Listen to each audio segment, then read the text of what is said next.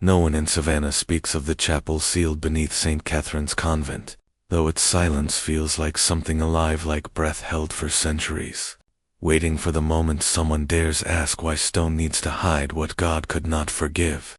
Travelers on the old East Road walk a little faster past those pale limestone walls, and even the bravest of Savannah's storytellers lower their voices when the convent's name slips into conversation, because everyone knows, whether they admit it or not, that sealed walls rarely protect holiness.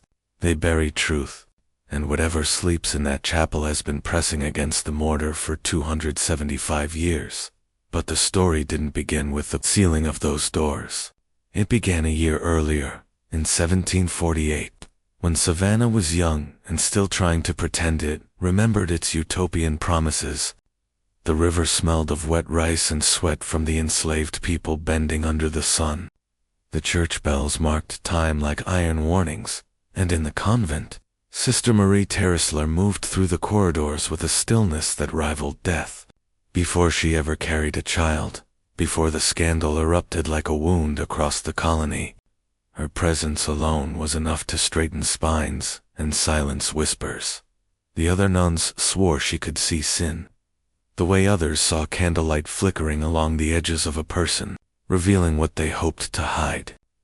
She was not cruel, not exactly, but she was relentless. She lived her vows with such severity that many suspected she had forgotten what it meant to be merely human. They admired her discipline, feared her expectations, and whispered her name in the kind of awe usually reserved for saints or warnings. She had been sent from Quebec to restore the convent's tarnished reputation. Girls who attended the convent school had become too bold, too worldly, too soft. The church wanted iron hands and sharper eyes. They got both. By contrast, Thomas moved like a ghost no one wanted to acknowledge. 17, enslaved, educated by accident, treated as a tool rather than a soul, he drifted through the convent's heart, unseen, except by the woman who noticed everything. No one imagined their lives would intersect beyond the practical necessities of her strict administration, and no one could have imagined that the union of those two silent figures, though never in flesh, never in the way scandalous imaginations later insisted, would ignite a fire powerful enough to shake the foundations of faith, science, and colonial order. The summer that year clung to the world like a fever. Nights refused to cool. The convent's stone walls trapped the heat, turning the dormitories into ovens. The nuns prayed late, because it was the only time their lungs could work without feeling the humidity choke them. And it was during those late prayers that the first shift occurred, subtle as the soft flick of a candle flame before it gutters. Sister Marie changed her routine for 7 years. She had prayed as though time itself obeyed her discipline, always at the same hour, always for the same duration. Then suddenly, she began appearing at the chapel at strange hours, 10 at night, midnight, sometimes even past that. She prayed alone. She did not allow questions, and everyone assumed, as they always had, that if Sister Marie did it, it must be holy. None of them saw the thin hairline fracture this introduced in their understanding of her. Not yet. The first undeniable crack came on a morning that smelled of rain and rotting cotton. Sister Agnes, young and sharp-eyed, stepped into the laundry room at dawn and froze. In her hands, she held a nightgown soaked in a pattern she recognized instantly. Not from an injury. Something older. Something monthly. Something that Sister Marie had not experienced for years. Agnes stared at the fabric as though it were burning her fingers. She washed it clean, hung it to dry, and said nothing. Silence, after all, was the convent's preferred method of drowning truth.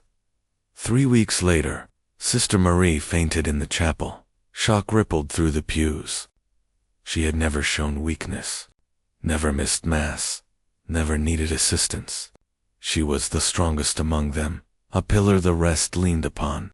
So when she collapsed, the world tilted. Sister Catherine, the convent's healer, examined her in a small stone room, that smelled of herbs and beeswax candles. Twice she checked, and because the result was too astonishing, too impossible, she checked a third time. A 51-year-old nun who had not bled in 4 years was pregnant. The impossibility of it crushed the air from the room. Catherine, a woman who had delivered more babies than she could count, shook as she wrote the words in the medical log. Even the ink seemed reluctant to carry them. The confrontation later that night was quiet, but heavy enough to warp the air. Mother Superior Josephine stared at Sister Marie as though the woman had become something unrecognizable. "How?" she whispered. "Tell us the truth, sister." Sister Marie folded her hands, her face unreadable, except for a calm that unnerved everyone. "It is a blessing from God," she said simply. "I have broken no vow. Examine my conscience if you doubt me." Her claim spread through Savannah within hours. People whispered of miracles, of sin, of betrayal, of madness. The city's priests felt the ground shift beneath their feet, and the church, terrified of scandals it could not control, sent physicians from Charleston. The doctors examined her as if handling a relic too dangerous to be touched. Their conclusion: natural conception. No miracle, no divine intervention. Her pregnancy was normal in every observable way, except, of course, that it was impossible. When the interrogation began, the questions were meant to corner her, to break her. Instead, they revealed something far stranger than sin, something colder, something deliberate. For 4 days, Sister Marie answered every question with the same steady voice. No man had touched her. No vow had been broken. She had not sinned. On the 5th day, the truth arrived not from her lips, but from a trembling boy who had spent nights crying quietly in the slave quarters. Thomas asked to see the bishop. He confessed everything, not a broken vow of chastity, something more shocking, a scientific experiment, artificial insemination, learned from hidden French medical texts. A syringe ordered secretly, a nun convinced she had been chosen to demonstrate that faith and science were two hands of the same God. A boy, manipulated with promises of freedom she had no authority to grant. 7 failed attempts, a successful 8th. A child that should not have existed. The tribunal's outrage cracked like thunder. Their decision was swift. Silence the nun, hide the scandal, protect the church's trembling reputation. But they could not silence the infant growing in her womb. She was taken to Charleston, hidden, guarded, prayed over by frightened clerics who begged God to let the pregnancy fail. But the child grew strong, impossible, defiant, healthy. When she was born, she cried with a voice so powerful it startled even the midwives. Her mother held her for 12 minutes. 12 minutes to memorize. Perfection. 12 minutes before the baby was swept away into another woman's arms. Her true beginning, erased like ink on wet paper. Charlotte grew up believing she was born to privilege. She learned music. She married. She nursed children. She lived a gentle life with a gentle husband. And she died an old woman without ever knowing that her birth had once threatened to tear the church in half. Her biological mother vanished into a silent convent, recorded as dead that same year. Thomas vanished into the cold of Nova Scotia, leaving only rumors behind him. The convent was shut down, the chapel sealed, the truth buried, and yet the story refuses to die. It lingers like the faint scent of incense in an abandoned chapel. It waits, it remembers, and tonight, after centuries of silence, it begins again. But stories like these never stay buried. They live in the wood grain of old pews, in the dust that gathers on forgotten pages, in the uneasy way people hesitate before walking past places that should have remained holy, but somehow feel haunted instead. The convent's warehouse days did nothing to quiet what lay beneath. The chapel slept, but sleep does not mean peace. and those who walked across the floorboards above sometimes felt the strange sensation that something was listening. For the church, the goal had always been simple: erase the fault line before it split the ground open. Move the nun, move the child, move the boy, scatter the pieces so widely that no one could reconstruct the truth.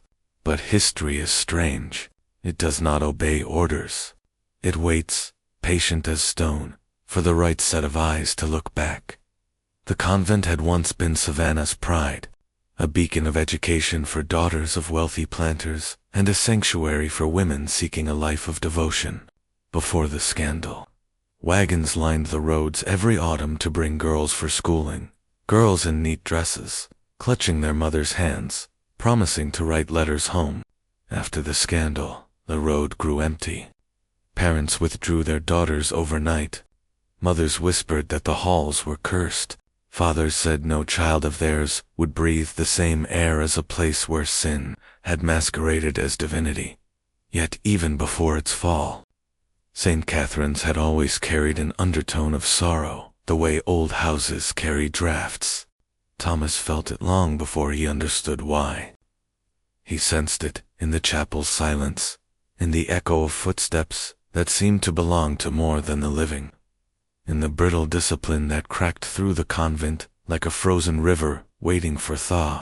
The nuns moved with quiet purpose, but beneath their prayers lay the kind of tension that grows when too many people live too closely together and too many secrets cling to the walls. He had never feared the convent, not truly. He feared the world outside, the world that owned him, defined him, and could end him without consequence. In the convent, at least, he had Page's ink, books, words that gave him a shape that felt more human. But after the fainting, after the whispers, he felt the heavy shift in air whenever he entered a room. The nuns who had once nodded at him politely began glancing away, murmuring quick prayers. Some crossed themselves. Others stared at him too long, as if trying to decide whether he was a threat or a prophecy. He kept working. His hands shook. His stomach twisted with fear and hunger. He copied letters for hours, until the ink blurred. But one truth gnawed at him. Sister Marie had used him, used his hope, used his desperation, used his deepest, most fragile wish-free demand, twisted it into something unrecognizable.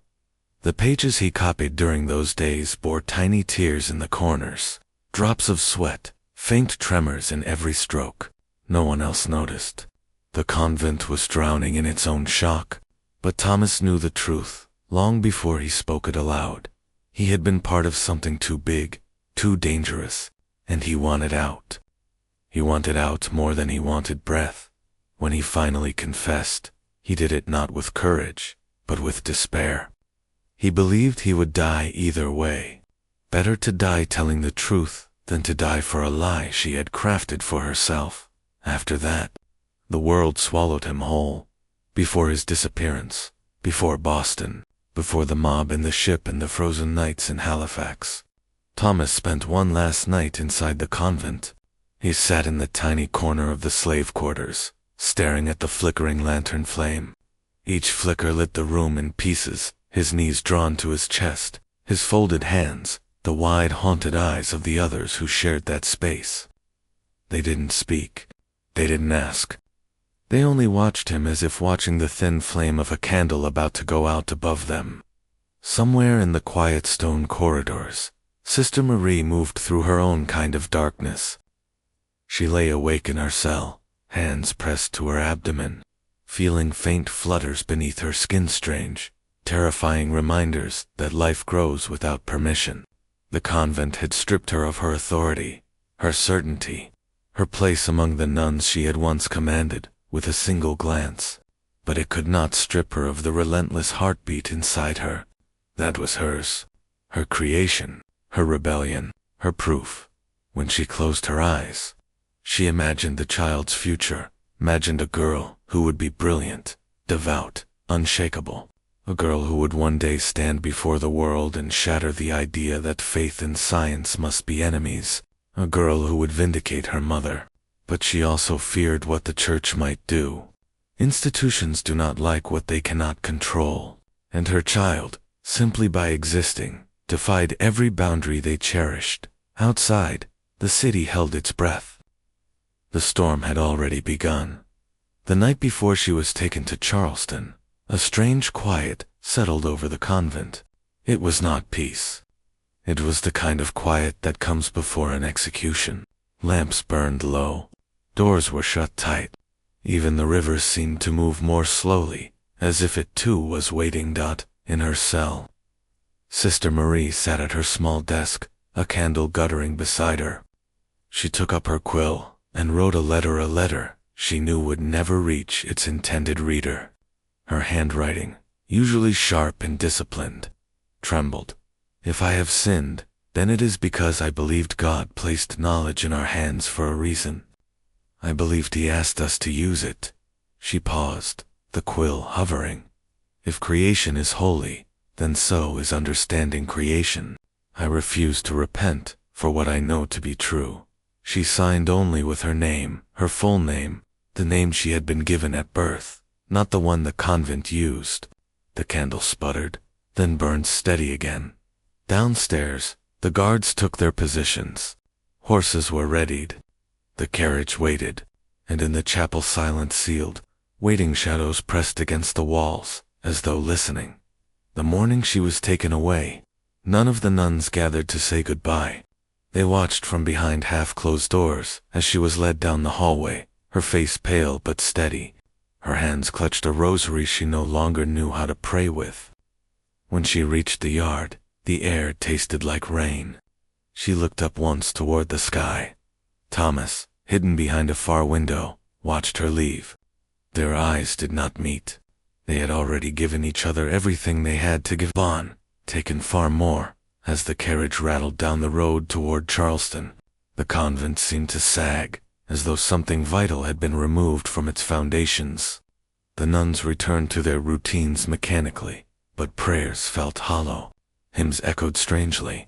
It was as if the walls themselves were grieving. For days afterward, Savannah buzzed with rumor. Some claimed the nun had been driven insane by isolation and spiritual excess. Others said the devil walked the convent halls disguised as a boy. Still others insisted it was all a test from God. But no one, not even the priests, knew the full truth. Only the sealed letters, the locked chapel, the whispered accounts from those who had seen the girl born. And the tremor of fear in the archbishop's voice told the real story.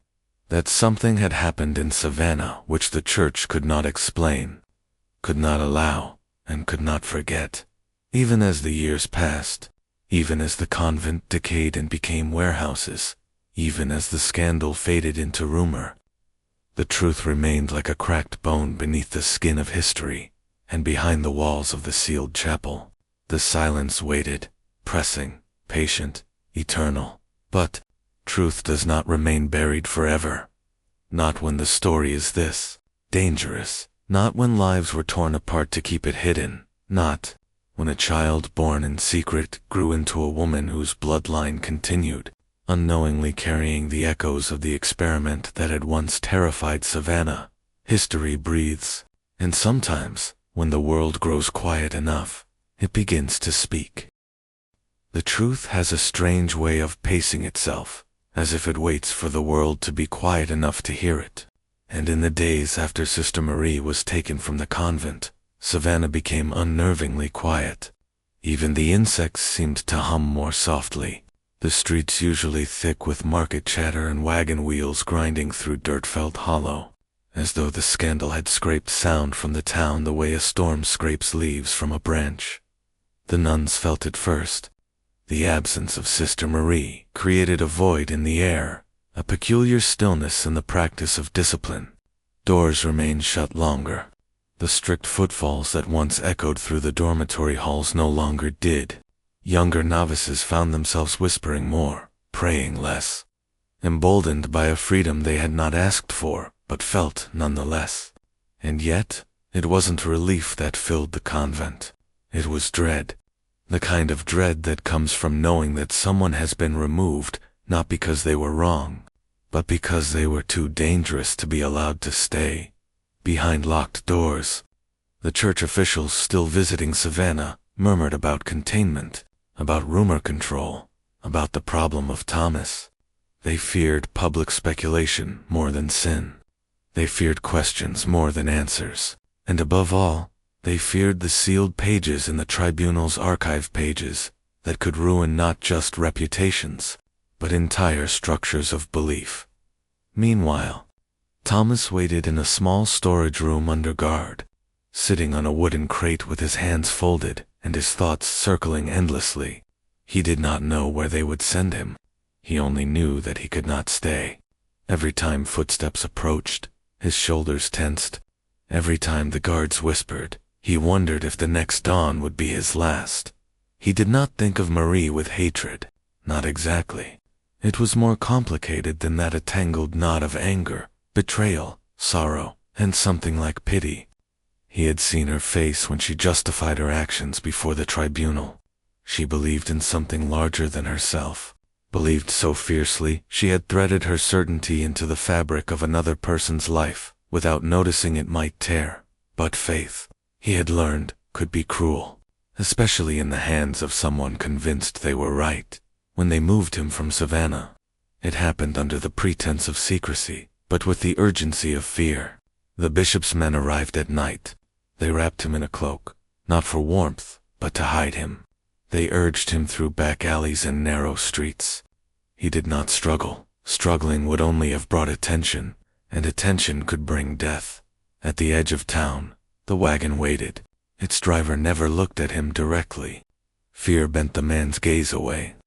The bishop approached Thomas one last time, his face lined with exhaustion and something much older, regret, perhaps, or the heavy understanding that the church sometimes destroyed what it could not accept. "You will go north," the bishop said quietly, "for your safety and ours." Thomas had nothing to say. His truth had been spoken in the tribunal room. Words could do nothing for him now. The wagon jolted forward. Savannah faded behind him like a grieving shadow. He did not look back. Miles away, the convent remained standing, but in the dim light of evening, it no longer seemed like a place of devotion. It looked like a structure holding its breath, walls tense, windows dark, history trapped inside. And in the sealed chapel, where the forbidden experiment had been performed in secrecy, the air remained as cold and undisturbed as a tomb. Dust settled on altars, shadows clung to corners, and the silence pressed outward, as though longing for release. What no one realized, not the nuns, not the priests, not even the men who sealed the doors, was that the chapel had become the quiet heart of the scandal, a heart that beat invisibly beneath stone, storing truth in the way an old tree stores storms in its rings. Weeks passed. Rumors twisted into new shapes. Some said the nun had died on the way to Charleston.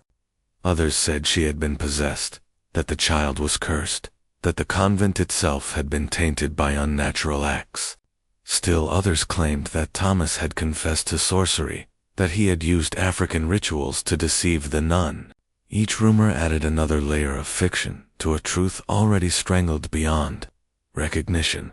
But the truth, buried though it was, had not stopped moving. On the road to Charleston, Sister Marie felt the child move beneath her ribs for the first time since leaving Savannah. It was a soft flutter, like a bird's wing brushing against her from the inside. She closed her eyes and held her breath, feeling a heat rise in her chest that was both joy and terror. The guards around her did not notice. They spoke among themselves about weather, travel, arrangements, but she heard nothing except that gentle motion. She whispered a prayer, not the kind she had taught others, not one shaped by doctrine, a different one, a raw one. "If this child lives, let truth live too." The prayer slipped into the darkness like a spark. Charleston, when they arrived, greeted them with rain. Streets flooded with warm water. Horses splashed through mud. Lanterns flickered in windows. The city felt alive in a different way than Savannah, more chaotic, more breathless, more brazen. But even here, The church carved out its shadows. They brought her to the rented house in silence. No one spoke her name. No one acknowledged her as a nun. She was simply the woman now. For the first week, she barely slept. She paced the small bedroom, hands always resting on her abdomen. Sister Agnes and Sister Catherine watched her from the doorway, unsure whether to help or retreat. The midwives arrived at the house early to prepare supplies, their eyes darting to her with something like awe and fear mixed together. But the strangest thing was not the pregnancy, it was the way Marie carried herself. She looked broken, yes, but not defeated. There was still something burning behind her eyes, a conviction that refused to dim.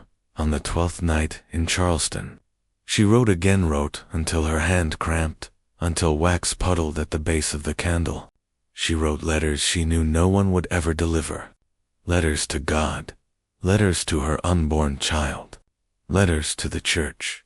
Letters to the future. If they erase me, will anything of me remain? If they erase you, will the world ever know what it destroyed? The wind rattled the shutters. The candle flickered, and she wrote on.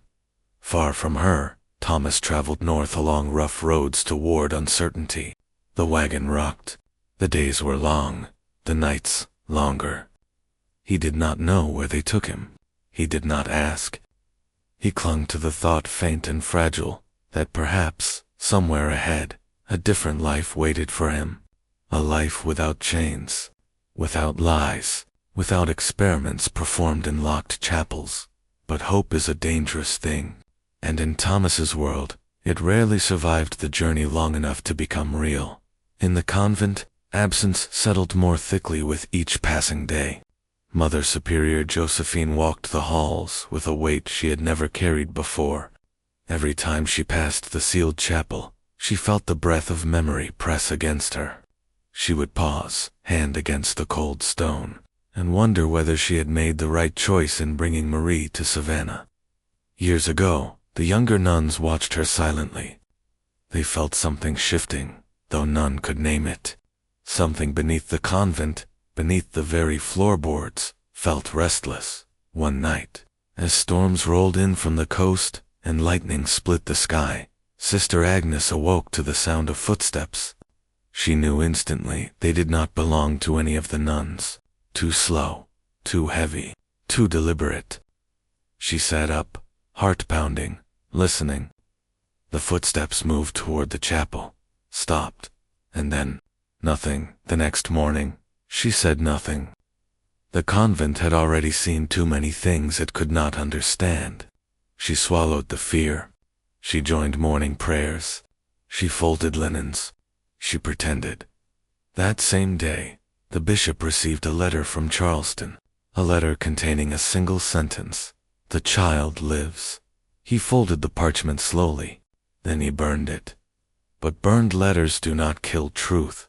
They only change its shape. As winter crept toward the colony, the threads of the scandal stretched farther: Boston, Halifax, Quebec, and quiet Virginia, where a newborn girl slept in a cradle carved with roses.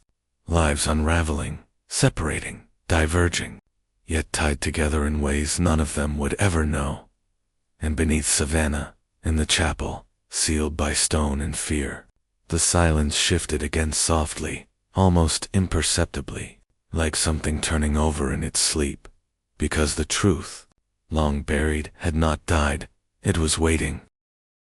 In the weeks that followed, Savannah tried desperately to stitch itself back into the pattern of normal life, but the threads no longer fit. The scandal had torn something deeper than reputation.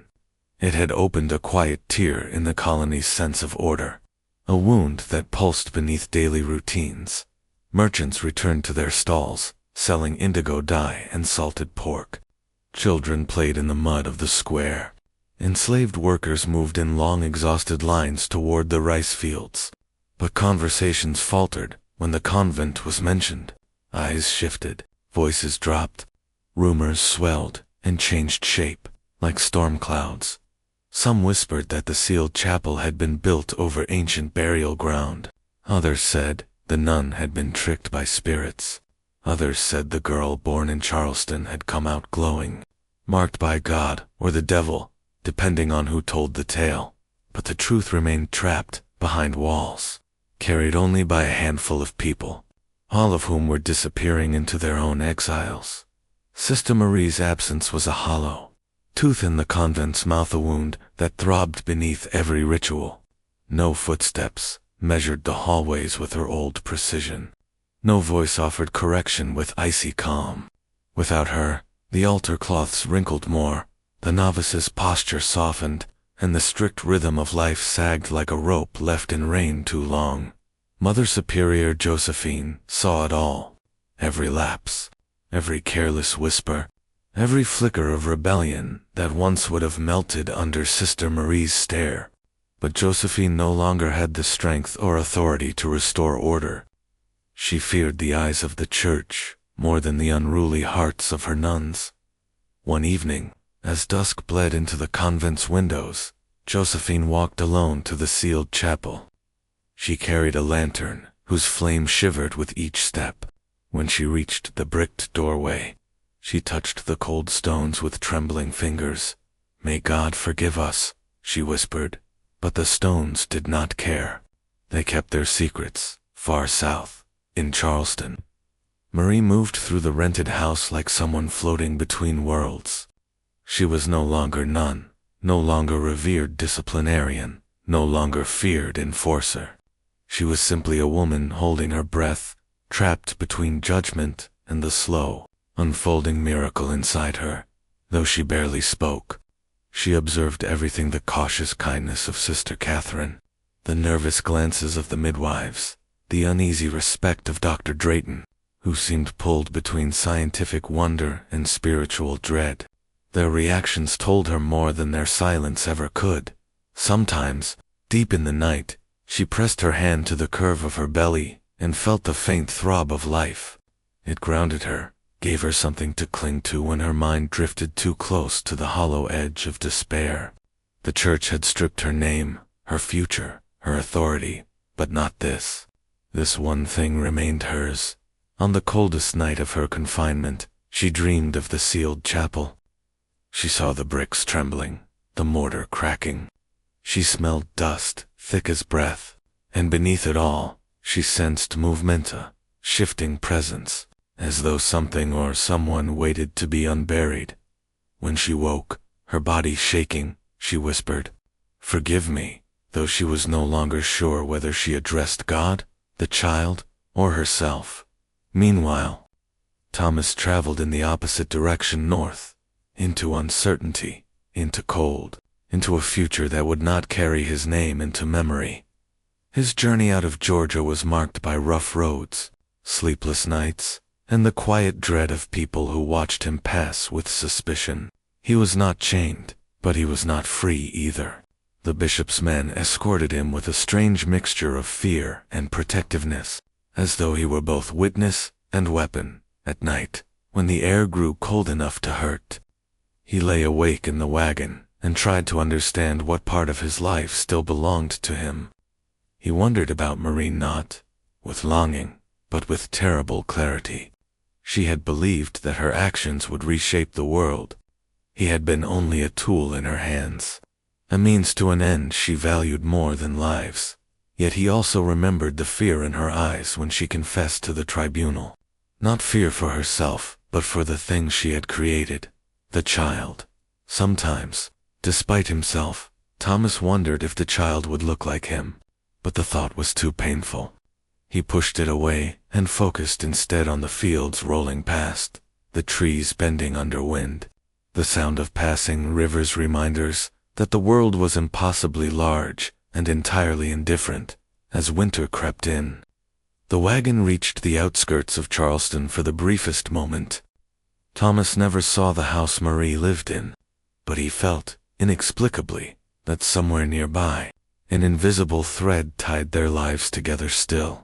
Then the thread snapped when the wagon turned north, back in the convent. Something darker began to take shape in the shadows. The younger novices, though instructed to avoid the sealed chapel, found themselves drawn to it. They lingered near the hallway, feeling the air grow colder as they approached. Sometimes, they claimed to hear faint sounds like paper rustling, like distant breathing, but when questioned, each insisted they must have imagined it. After all, fear does strange things to the mind.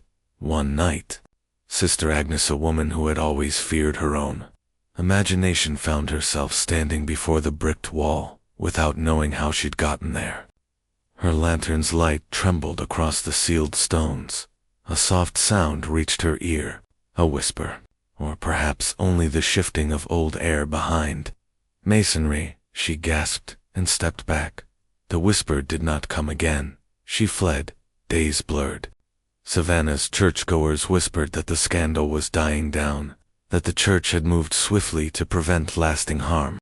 But scandals do not die. They simply sink. They wait for the next wave of curiosity to carry them up again. One evening, Father Hammond, the chaplain, who had once supported Sister Marie as though she were the convent's strongest pillar, sat alone in his tiny rectory room. A single candle flickered in front of him. His Bible lay open, but unread. His hands felt cold. He remembered the look on Marie's face when she had claimed divine intervention. Not madness, not deceit, conviction, terrifying conviction.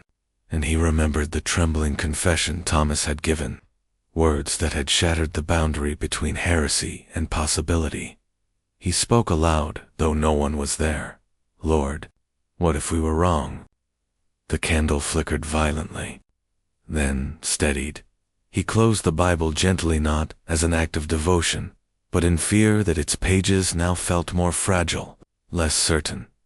Across the colony, autumn slid into winter, and the winds sharpened. The convent's windows rattled. The river froze at its shallowest edges, and the sealed chapel grew colder still. Sister Marie's pregnancy advanced, despite the church's silent prayers. Each passing week made her survival more improbable, yet her body defied expectation. The midwives whispered about her resilience.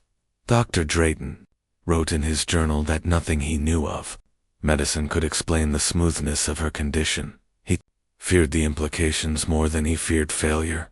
One morning just before dawn, Marie woke with the undeniable sense that something had shifted inside her, not physically, but in the air around her. She sat up slowly, feeling the weight of silence in the house.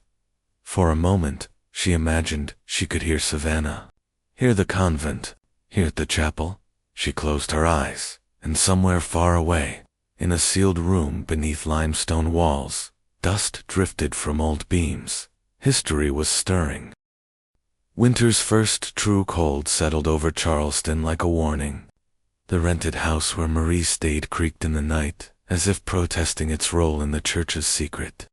Sister Catherine, exhausted and pale from tending to her, often fell asleep at the small table near the hearth, quill still in hand. Sister Agnes kept rosary beads between her fingers constantly now, though her prayers had grown softer, more uncertain. None of them spoke about Savannah. They didn't have to. Everything that had happened there hovered in the air like smoke. Even the midwives' women, accustomed to witnessing birth and death in equal measure, moved through the house with unusual care, as though afraid any sudden sound might shatter something fragile. Marie felt the tension pressing into her, but she couldn't absorb anyone else's fear. Her mind had narrowed to a single point of focus, the growing life inside her. She could feel the child shift beneath her ribs more each day. There were moments when she wondered if she were dreaming it, if her mind had invented the movement out of longing or madness. But then the sensation would come again, gentle, unmistakable, real. God has not abandoned me, she whispered once, though no one had asked. The midwives exchanged glances, but didn't answer. One night, after the house finally grew quiet, Sister Catherine sat at the edge of the bed and said softly, "Do you regret it?"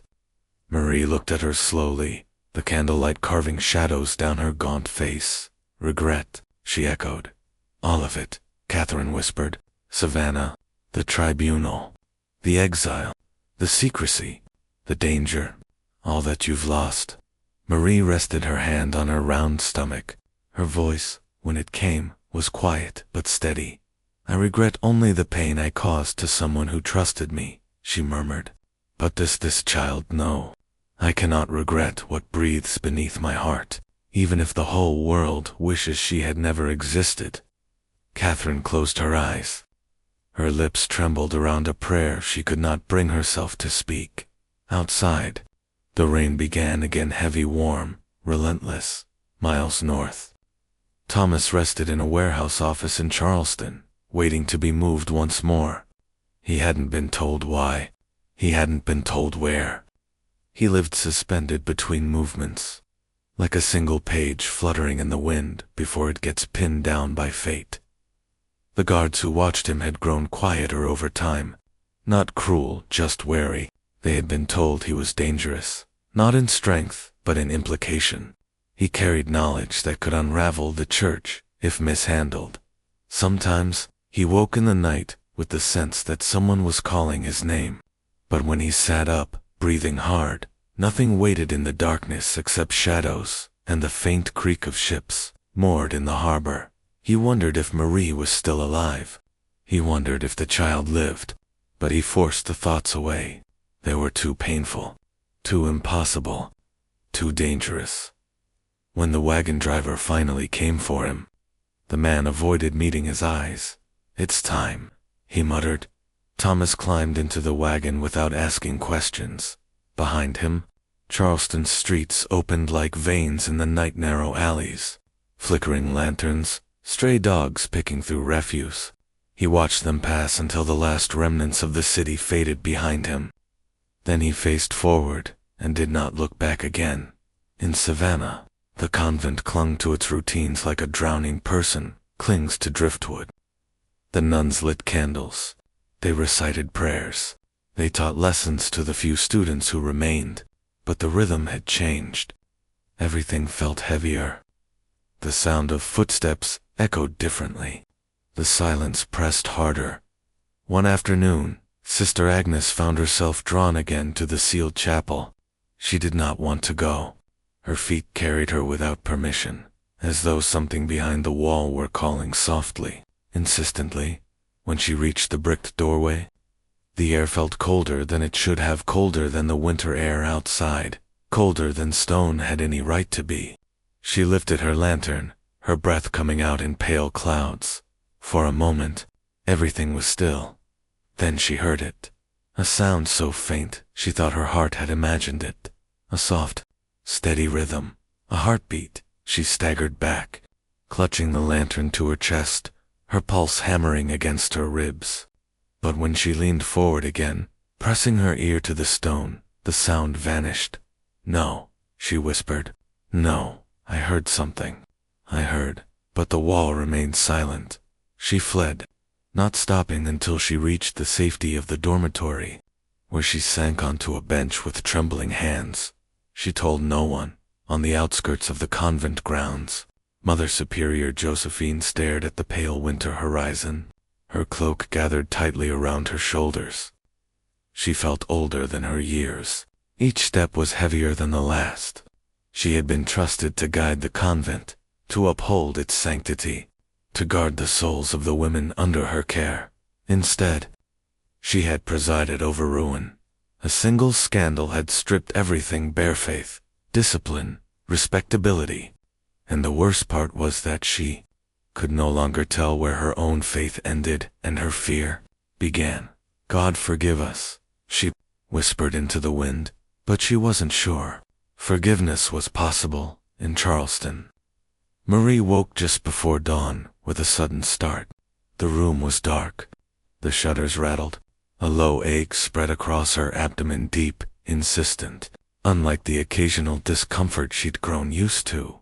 She sat up, breathing hard. A second pulse of pain gripped her. Not a kick, not a flutter. Something else. She reached for the edge of the bed, fingers shaking. "Sister Catherine," she whispered. But the pain came again, sharper this time. She called louder. Within moments, footsteps thundered in the hallway. The midwives rushed in. Sister Catherine lit a candle with trembling hands. The pain did not stop. It deepened, intensified, gathered force. Marie exhaled through her teeth, clutching the blankets. "It's early," one of the midwives said, panic flickering in her voice. "It's early." "No," Dr. Drayton said from the doorway, pulling on his coat.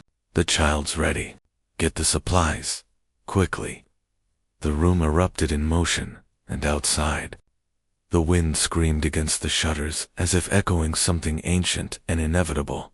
Marie gripped Sister Catherine's hand. "It's happening," she whispered. "Yes," Catherine breathed. Another contraction tore through her, and she bent forward, gasping, sweat breaking across her brow. Then a sound. Not from Marie, not from the midwives, not from the house not far away. In Savannah deep, under Stone Inn, the sealed chapel, a faint echo trembled, a distant resonance, as if an old secret had just awakened. Marie didn't know why, but she felt it. Felt that something in Savannah shifted at the exact moment her labor began. She cried out not just from pain, but from the overwhelming sense that the world itself leaned closer to listen. Her child was coming, and with it, the truth the church had tried so desperately to bury. The first scream tore through the little Charleston house just as the sky paled from black to iron gray.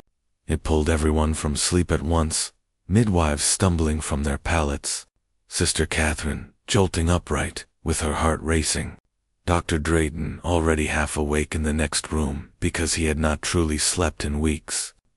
Marie clung to the bedsheets, her fingers white on the fabric. The pain came not like a wave, but like the snapping of a rope that had been pulled too tight. She swallowed it, the way she had swallowed every discomfort of convent life. But this was bigger than vows, and harsher than discipline. This was her body opening in ways she could not control. "Breathe with it," Catherine said, the old confidence of countless births returning to her voice. "Don't fight it. Let it move through you."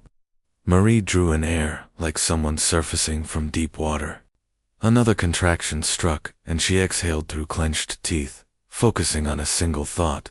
The child must live. Whatever else happened to her name, her reputation, her soul, the child must live. Voices moved around her like pieces in a ritual. Warm cloths, clean linens, buckets of water, a soft-voiced midwife murmuring reassurances in a lilting accent. Dr. Drayton's measured, steady tone cutting through the chaos as he checked her pulse, her color, the progress of a body old enough to defy such work. He had expected disaster, blood loss, shock, organs failing under the strain. Instead, he found strength he could not explain. Her heart pounded, but in rhythm. Her breathing hitched, but never lost its cadence. Her body, which by all logic should have refused the work of labor, met it with grim endurance. Hours blurred into each other. The house became its own small universe of pain and possibility. Outside, Charleston carried on fishmongers setting up stalls, carriage wheels clattering over cobblestone, church bells ringing in tones that knew nothing of what happened behind this shuttered door. Inside, the world narrowed to the bed and the woman on it. At some point, the pain pushed beyond what Marie had believed a human body could bear. Tears slid down her temples, disappearing into her hair. She did not sob. She didn't have the breath for it. She bit the inside of her cheek until she tasted blood and stared at a crack in the ceiling, willing herself to stay conscious. "You can stop," a voice in her mind whispered. "You can let go. You've done enough." But she could see the faces of everyone who had stood in judgment of her, the tribunal, the bishop, the nuns who had whispered, the plantation owners who had muttered about blasphemy. And beneath them all, she saw Thomas's eyes full of conflict and hurt as he told the truth that doomed them both. If she gave up now, they would be right. It would be proof she had tried to reach beyond what God allowed, and failed. Proof she had broken herself for nothing. She tightened her grip on Sister Catherine's hand until the other woman winced. "I will not die," Marie hissed between waves of pain. "Not yet." Catherine did not tell her that death did not always ask permission. But the hours passed, and death did not come. Instead, at a moment when the night seemed too thin and the candle flames narrowed to trembling spears of light, the pain crested. All the effort, all the doubt, all the fear gathered into one final push that tore a cry from Marie's throat unlike any sound she had ever made. Then, suddenly, everything loosened. The weight left her. The strain drained out. There was a heartbeat of silency, terrifying, endless second, where the world held its breath. Then the sharp, unmistakable cry of a newborn filled the room. It was strong, fierce, indignant, a life shouting its arrival into a world not prepared to receive it. The midwives moved automatically, their practiced hands cleaning, wrapping, checking. Dr. Drayton stared, not at the bloodied linens or the exhausted mother, but at the impossibility of what lay in the midwife's arms, a small, squirming, vigorous child. A girl, the midwife announced softly, as though afraid the walls might be listening. Healthy. The words didn't make sense to him. They should not have been possible. He had examined this woman. He had studied her age, her history, the signs of a body well beyond fertility. A pregnancy alone would have been miracle enough. But this smooth labor, this living, screaming child, felt like a direct affront to everything he thought he understood. He looked at Marie. She did not look triumphant. She looked emptied, raw. Her face glistened with sweat. Her hair clung to her temples. But her eyes, those iron-gray eyes that had once terrified an entire convent, were fixed on the child with a hunger deeper than any ambition. "Let me see her," she whispered. The midwife hesitated. "We were given orders," she said quietly. "The child is to be taken at once. Let me see her," Marie repeated. And there was enough of the old command in her voice that even now, even here, it could not be refused. The bundle was placed in her arms. The world fell away. For a moment, there was no church, no tribunal, no scandal, no sealed chapel. There was only the warm, squirming weight of a child against her chest, and the tiny face turning instinctively toward her. Eyes still too new to truly see, and yet somehow, impossibly focused. Marie traced the curve of a cheek with the tip of one finger. The baby's skin was flushed and soft, her hands tiny fists batting weakly at air. A dark tuft of hair clung damply to her scalp. She made a small, complaining sound, somewhere between a cry and a sigh. "You exist," Marie whispered, as if reassuring herself. "They said you could not. They said my body was finished, that I was a vessel, emptied of all such possibility. But you exist." A strange laugh, half-sob escaped her. "They will call you a mistake," she murmured. "They will call you evidence of my sin. They will use you to condemn me. But you are more real than their fear. That alone is a kind of miracle." Sister Catherine watched, her own eyes bright. For all her training and faith, she had no words for this scene. It felt both holy and dangerous, like witnessing a lightning strike at close range. One of the midwives shifted awkwardly. "We must take her," she said gently. The orders were clear. The child is to be removed at once and prepared for transfer. Marie did not look up. "Give me a little longer," she said, her voice steady but laced with something brittle. "We were told a little longer?" Dr. Drayton cut in quietly, surprising even himself. "You can spare a few minutes. It won't change the bishop's plan, but it might keep her alive." The midwife frowned. "Alive? Do you know what happens?" he asked softly. "Two women who are denied any contact with the infants they have just birthed. I have seen it. Fever of the body, or of the mind. Sometimes both. Sometimes they die. Sometimes they live, but not in any way that could be called living." He folded his hands behind his back. "Allow her this moment. 12 minutes. No more." The number felt arbitrary and absolute at once. The midwives conferred quietly, then nodded. 12 minutes, the eldest agreed. "Then we must take the child." Marie didn't argue. She didn't look at the midwives or the doctor or the sisters. For those 12 minutes, the world shrank to a space no larger than the crook of her arm. She stared at the child until she had memorized every feature, the way one ear bent slightly at the tip, the small crease above the brow, the faint shadows where cheeks would one day hollow with laughter or grief. She counted breaths. She whispered prayers, not found in any liturgy. Whatever they tell you, she murmured, know this. You were wanted. If I sin, let it be for wanting you too much. The baby squirmed, then settled, as if content to simply exist without understanding the magnitude of her arrival. At the 11th minute, Catherine touched her shoulder. It's time, she said softly. Marie nodded. She pressed her lips to the child's forehead and inhaled the faint, milky scent as though it were something she might store inside herself for later. Go then, she whispered. Live a life they would have forbidden you. She let go. The loss was so sharp it almost felt like another birth, something torn away, leaving a yawning space behind. The midwife took the bundled infant with careful hands and carried her from the room. The door closed with humiliating gentleness, and in the sudden quiet, Marie realized that for the first time since entering religious life, she did not know what to pray. Word of the successful birth moved through church channels with remarkable speed, carried by couriers and coded letters. In private rooms, bishops and priests argued over what it meant. Some insisted on misdiagnosis.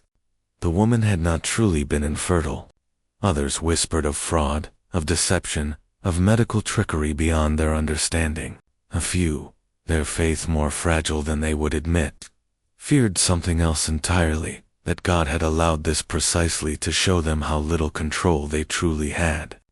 Publicly, the church said nothing. Silence became its most carefully wielded instrument. The child was transferred quickly into the arms of the couple, chosen months before, wealthy merchant and his wife from Virginia, both devout, both childless, both willing to accept the terms without question. They named her Charlotte. They never knew her mother's face. They were told only this: raise the child in the faith. Tell no one her origins. Accept her as yours fully, or not at all. In time, they truly did. Charlotte grew into a solemn, observant child, the kind who watched more than she spoke. She asked questions early, the kind parents sometimes feared, about fairness, about God's choices, about why some people had everything and others nothing. Her parents soothed her as best they could, telling her the world was as it was, and only heaven would mend what earth had broken. As she aged, she noticed other details she couldn't name, how her features did not quite resemble either parent, how some relatives tilted their heads when they looked at her, as though searching for a resemblance they couldn't find. But children are adaptable. When answers do not come, they build their lives around silence and call it normal. Charlotte learned to play the piano. She learned French. She learned how to keep polite conversation at dinners, where men discussed crops and trade and politics, while women recited charity plans and household complaints. She laughed, danced, grew, and moved through a life carefully constructed to shield her from its own foundations. She never knew about Savannah. She never knew about the sealed chapel. She never knew that in another life, if the world had been kinder and the church braver, she might have grown up with a woman who would have taught her not just prayers, but the delicate line between faith and knowledge, far to the north. Thomas arrived in Halifax under a sky the color of steel. The cold stunned him. Georgia had prepared him for heat, for humidity that smothered lungs. Here, the air cut. His breath became visible in front of him, as though his soul were trying to leave his body a little at a time. His new owner, Barrett, was practical and unsentimental.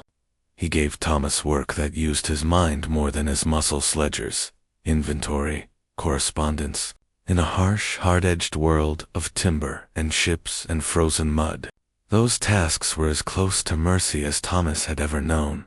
Still, he remained a possession. Only the shape of the cage had changed. At night, he lay on a narrow cot under a thin blanket and thought of the tribunal room, of the bishop's tight jaw, of Marie's unshaken answers. He wondered where she was now. He wondered if she had survived the birth. He wondered, against his will, whether the child would ever be told of him. He did not know that in Virginia, a little girl was learning her letters with the same concentration he'd once had, her hand moving clumsily across a slate, while her mother watched with tears of private relief that the lie they'd agreed to live had given them something to love. Time did what it always does. It moved, slowly at first, then faster. The scandal in Savannah cooled from wildfire to smoldering coal. People stopped speaking of it directly. They let the details blur. The convent struggled on for a few years more, enrollment dwindling, donations shrinking. Parents chose other schools for their daughters. A place once spoken of with pride now carried a faint taint, like smoke that never quite leaves clothes after a fire. Eventually, the church sold the property. Merchants bought it. The main building was converted to warehouses. Crates replaced pews. Rats replaced worshippers. The smell of incense gave way to the thick scent of molasses, tar, and wet rope. But no one touched the sealed chapel. Officially, there were structural concerns. The foundations were unstable. It was safer, they said, to brick it off than to risk collapse. Unofficially, no laborer wanted to be the one to break open a room that carried so much whispered dread. The stories remained, of a nun who had defied God, of experiments done in shadows, of screams heard at odd hours. So the chapel remained a sealed pocket of air, holding the echoes of candles long extinguished inside. The temperature never quite matched the rest of the building. The dust settled, undisturbed. The altar cloth rotted slowly. The chalice tarnished. A wooden chair, shoved against a wall hastily in those final days, grew brittle, and on a small stone ledge near the back, a bundle of papers tied with disintegrating ribbon waited, the ink inside fading but not gone. Years became decades. Decades became generations. Savannah changed. Empires rose and fell. Wars ripped across continents. Slavery was defended, then questioned, then fought over in blood and law. The church weathered scandal after scandal. Each one met with the same combination of denial and controlled admission, punished with a precision calibrated more to protect the institution than the vulnerable. Charlotte grew old. She lived, married, raised children, buried friends. She died surrounded by people who believed they knew her. Her obituary called her a woman of exemplary faith and quiet strength. No one mentioned the sealed room beneath. Savannah, or the woman in Charleston who had once held her for 12 stolen minutes. Thomas's fate blurred into the same fog that swallowed so many lives with no titles and no legal claim to their own stories. Perhaps he died in Halifax during one of the brutal winters. Perhaps he gained freedom and moved farther inland. His name mispronounced and misspelled until the connection to Savannah vanished completely. Perhaps he had children. If he did, they never knew how intimately their existence had once been tangled with a scandal the church had tried to erase. As for Maritha, ship that carried her north, listed her under another name. The convent in Quebec recorded the arrival of a silent, middle-aged woman entering a life of perpetual enclosure. The fire that later destroyed part of that convent erased her file. The church's own records declared her dead in 1749. But the truth of any life is rarely as neat as the line on a ledger. It is possible she lived decades more in wordless prayer, her mind orbiting the same questions she had once written in letters carefully burned. It is possible she found peace, or that she never did. It is possible she died in the flames, though the fire's victims list is incomplete. What is certain is this: the world did not know her as anything but a problem that had been solved. Time layered itself over her like dust. 275 years later, Savannah sold a story. It sold it to tourists, book clubs, ghost hunters, and documentary crews. It sold them haunted mansions, moss-draped oaks, whispered wars. Someone, somewhere, dug through diocesan archives for color, for flavor, for something that would make their next project more marketable. That was how the rumor about the sealed chapel moved from fading church correspondence back into the living world. And that was how, one humid autumn afternoon, a historian named Alina Navarro found herself standing in what had once been St. Catherine's Convent, staring at a blank limestone wall that had no business being in the middle of a warehouse. "You're sure this is it?" she asked. The building manager bawled, sweat beaded, clearly regretting agreeing to host a film crew in his storage facility. Dash nodded. "Double quotes, far as anyone knows," he said. "Foundation records say there used to be a small chapel here, but a couple 100 years ago, they walled it off. Cheaper than fixing it, I guess." Alina stepped closer. The air felt different here, cooler, somehow. The outside heat, the oppressive wet weight of Savannah in late summer, seemed to thin as she approached the bricked section. The camera operator behind her shifted, adjusting focus. "Looks like a wall," he muttered. "History usually does," she said, almost absent lie. She reached out and touched the stone. For a moment, she felt nothing but roughness and chill. Then a strange sensation. Not physical, exactly. More like the feeling one gets when entering a room where an argument has recently ended. The tension still hanging invisible in the air. She pulled her hand back. In the weeks leading up to this shoot, she had read every scrap of documentation the diocese would allow her to see. Most of it was mundane: financial ledgers, lists of students, inventories of candles and wine and linen. But tucked among them, in a file that had no right to exist, but Digi had found references to a tribunal, to an unnamed nun of advanced age, accused of attempting to usurp divine prerogative through unnatural methods, and to a sealed record transferred to Charleston and then onward. The words had made her throat go dry. She had been raised Catholic. She knew how. The church wrote when it was afraid. "Can we open it?" the director asked, checking his shot. "Technically," the manager said. "Yeah, we got the permits. Just don't blame me if something collapses." Workers moved in, setting tools against the old mortar. The first strike of the chisel rang through the warehouse with a sound like a bell. Dust puffed out in small clouds. The work was slow, careful, deliberate.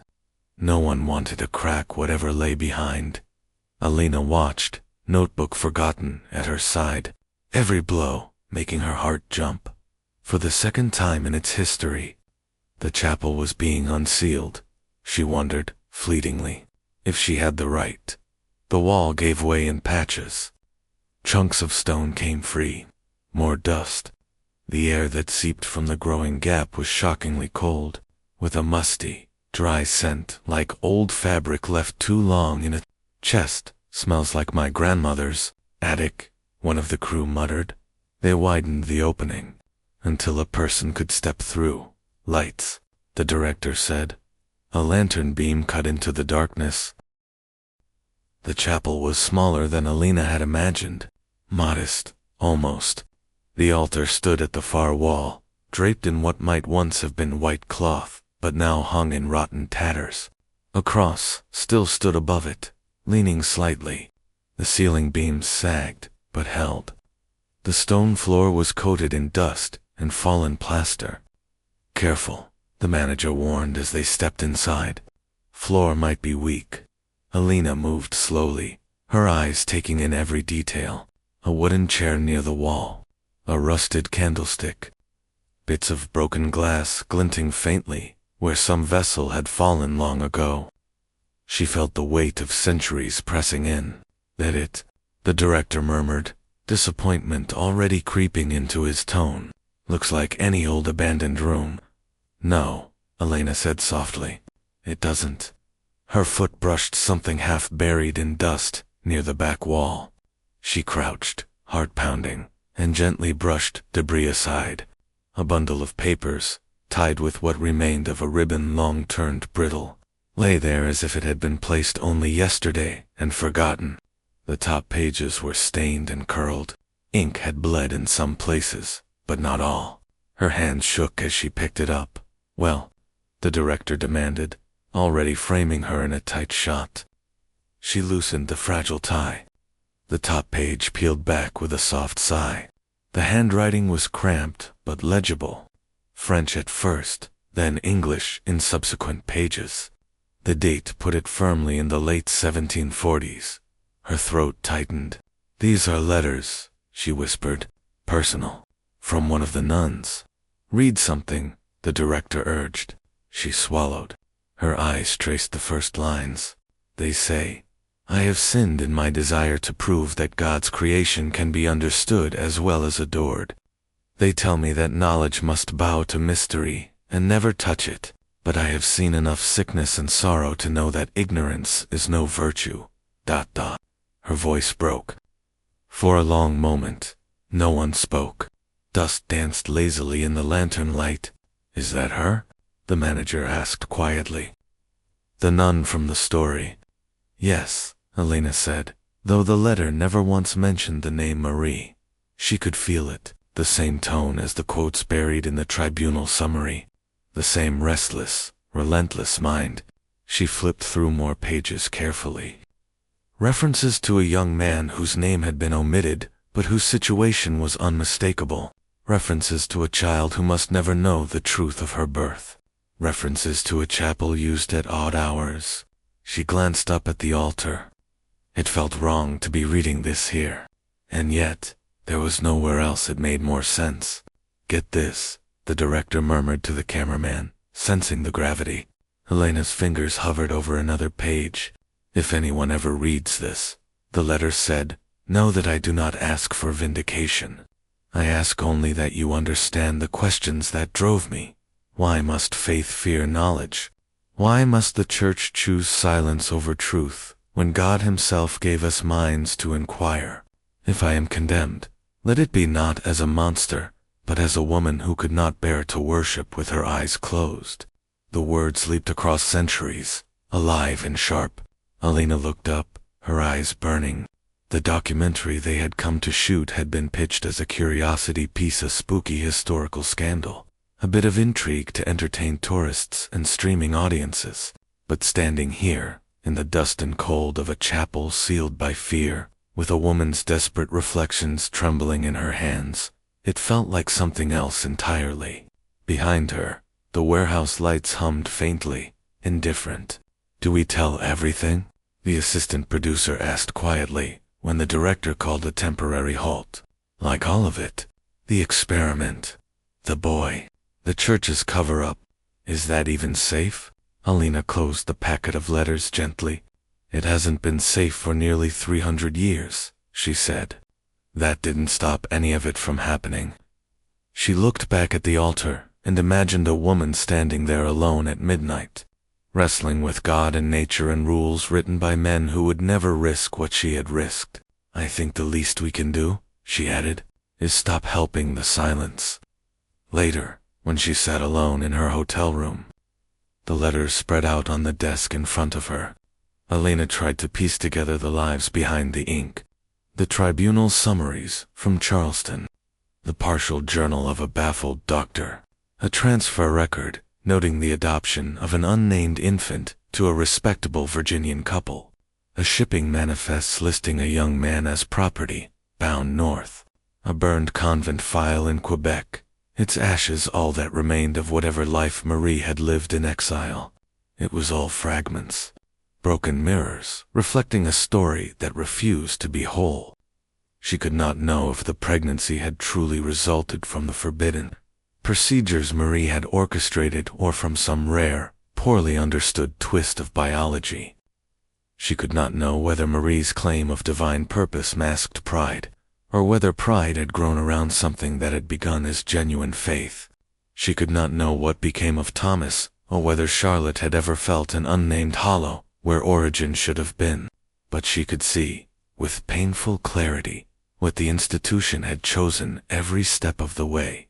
protection over honesty, control over compassion, erasure over reckoning. She reached the last letter, the final one, written in a shakier hand.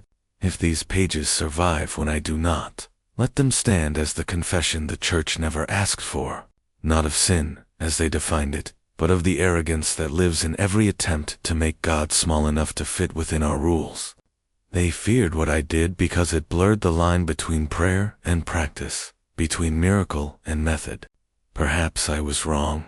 Perhaps I was right. I only know this. There is a child in the world who exists because I refused to accept that the age of wonder had passed. If that is heresy, then I go to my silence unrepentant. The signature was faded beyond recognition.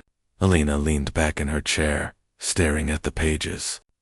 Outside, modern Savannah moved in glittering oblivion bars and tour trolleys and ghost walks and church services. Inside, 3 centuries elapsed into one room. She thought of the sealed chapel, now open to air and light, of dust swirling in beams of sun that had not touched that space in generations, of the crew laughing nervously once the initial solemnity faded, already turning the day's discovery into footage, time codes, editing plans. She thought of Charlotte, who had never known. She thought of Thomas, who had never been believed except when it served the church's needs.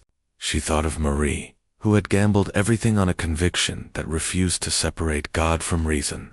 And she thought of herself, historian who had come here for a story and found instead an indictment. The documentary, when it aired months later, did what such things often do. It simplified, it dramatized, it turned messy lives into cleaner arcs, softened some edges, exaggerated others. It spoke of scandal, secrecy, and forbidden science. It raised questions but, wary of lawsuits and theological backlash, stopped short of direct condemnation. Viewers watched, fascinated for an evening. Some Googled the nun's name afterward. Some argued online about whether it had been a miracle, a hoax, or a misdiagnosed condition. A few wrote blog posts or recorded podcasts. Then, gradually, the majority moved on to the next story, but not everyone. A student in Quebec, reading about lost convents, decided to write her thesis on women silenced by the church.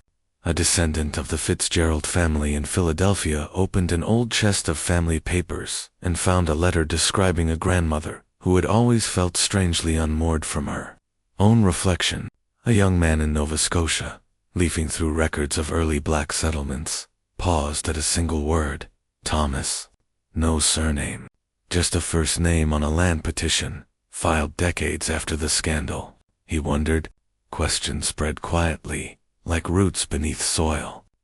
In Savannah, the chapel remained open. They did not restore it. They did not turn it into a shrine.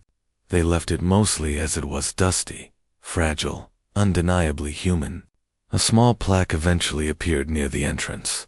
The wording carefully negotiated between city officials and church representatives.